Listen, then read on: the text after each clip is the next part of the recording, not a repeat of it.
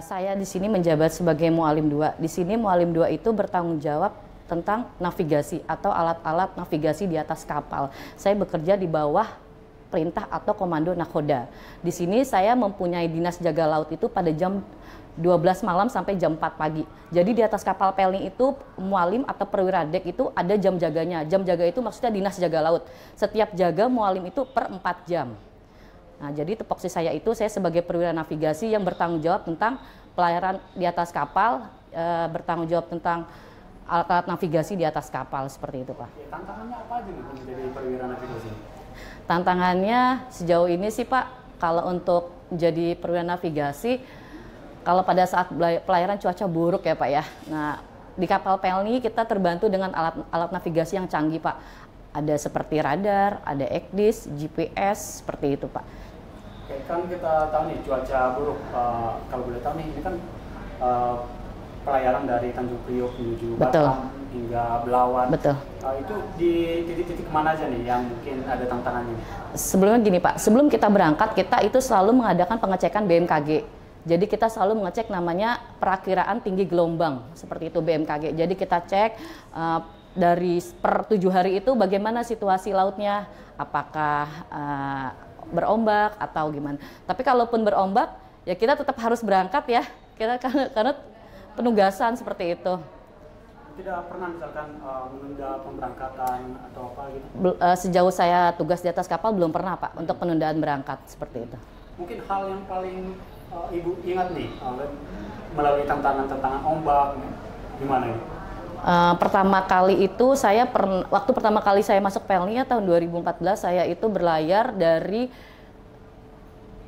ND menuju Kupang ya, Pak ya. Itu ombaknya luar biasa ya di Laut Sawu, dan saya itu berkesan banget itu karena pertama kali saya bekerja, pertama kali saya berlayar, tantangannya pelayaran dari ND menuju Kupang di Laut Sawu. Itu ombaknya luar biasa, Pak.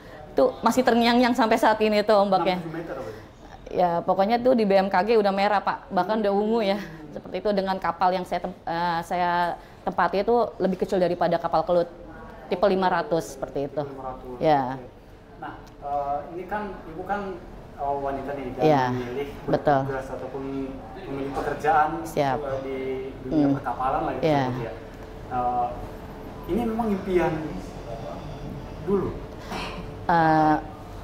Ya karena dari orang tua saya pelaut dan kakak-kakak saya juga pelaut, jadi kayaknya saya merasa tertantang ya pengen seperti mereka karena tergiur mungkin dari gajinya ya, aduh kayaknya ngeliat kakak-kakak tuh enak banget gitu kan. Terus saya coba-coba, akhirnya ya udah saya ternyata menikmati pekerjaan saya gitu, bersyukurlah ya bisa berlayar selama ini gitu. Dan ternyata berlayar itu bukan perkara gaji doang berarti ya. Jadi passion saya, jadi saya nyaman gitu, Pak. Itu.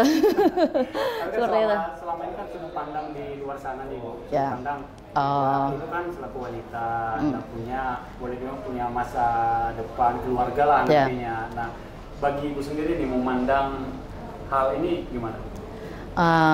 Menurut saya tuh wanita itu bisa menentukan arah hidupnya ya, Pak ya. Apalagi saat ini saya belum berkeluarga, jadi selagi saya pikiran tuh selama saya masih sendiri, saya itu menikmati pekerjaan saya aja. Walaupun sebenarnya banyak yang bilang, kok cewek jadi pelaut sih, seperti itu ya kan. Tapi ya saya nikmatinnya cuek aja gitu, karena saya udah menikmati pekerjaan saya sih, Pak. Merasa tertantang aja. Jadi perempuan juga berhak untuk menentukan arah hidupnya. Saya tuh mau seperti ini loh, saya juga mau jadi nakhoda loh, seperti itu. Kan baru di Pelni, baru nakhodanya Kapten Kartini. Mudah-mudahan saya menjadi next nakhoda seperti itu. Impian terbesar selain jadi nakhoda di Pelni mungkin sampai ke luar negeri mungkin atau? Ya impian terbesarnya sih pertama ya karena saya seorang mualim, ya mungkin saya ingin menjadi seorang nakhoda ya, Pak ya, karena sesuai dengan jurusan saya kuliah seperti itu. Gitu. Jadi pada saat kapal berangkat dari pelabuhan Tolak yaitu Tanjung Priok, di atas kapal KM Kelut kami mengadakan pemeriksaan tiket ulang ya. Jadi di atas kapal kita ada checking ulang tiket. Tadi sudah kita lakukan jam 10 pagi pelayaran Tanjung Priok tujuan Batam. Penumpang yang di atas kapal saat ini 1.414 orang. 1.414 orang. Jadi terdiri juga dari beberapa penumpang yang mudik gratis. Untuk penumpang mudik gratis ini dewasanya itu 105 orang dewasa, kemudian untuk bayinya 4 orang bayi. Jadi kuota yang terpakai untuk mutisnya itu sebanyak 109 orang. Oke. Nah, pada saat pemeriksaan tiket tadi kami berkumpul di salon kelas 1-2, kami memberikan briefing atau arahan kepada tim pemeriksaan tiket. Tim pemeriksaan tiket tadi itu gabungan dari tim kapal dengan tim pengawalan dari darat. Kami dibantu oleh tim pihak dari TNI Angkatan Laut dan tim dari Satpam di atas kapal. Jumlahnya itu untuk anggota Satpam di atas kapal ada 8 orang, kemudian untuk tim Angkatan Laut ada 4 orang yang diperbantukan selama angkutan lebaran ini. Nah, pada saat pemeriksaan tiket itu kita dibagi-bagi lokasinya. Untuk yang regu pertama rutenya di dek 2 dan di dek 3, kemudian untuk regu selanjutnya itu dari dek 5 ke dek 4. Tadi juga kita bersama tim dari Kemenhub juga sudah mewawancarai beberapa penumpang yang ikut mudik gratis, begitu Pak. Berarti ini boleh dibilang SOP di kapal ya? Ya, betul.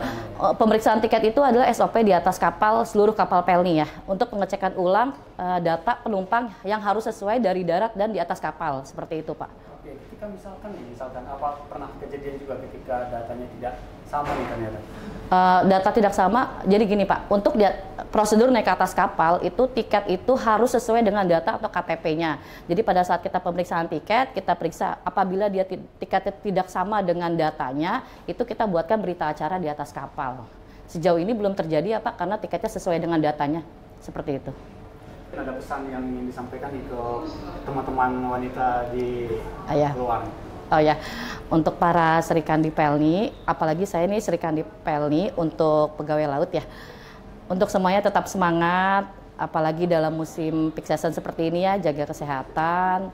Kemudian juga kita jangan pernah minder ya, karena pelaut Pelni itu menjadi role model ya, role modelnya perusahaan-perusahaan pelayaran lainnya. Jadi kita harus tetap bangga dengan bendera Pelni, kita harus tetap semangat juga, kita tunjukkan kalau Serikandi Pelni itu bisa seperti itu. Jangan lupa subscribe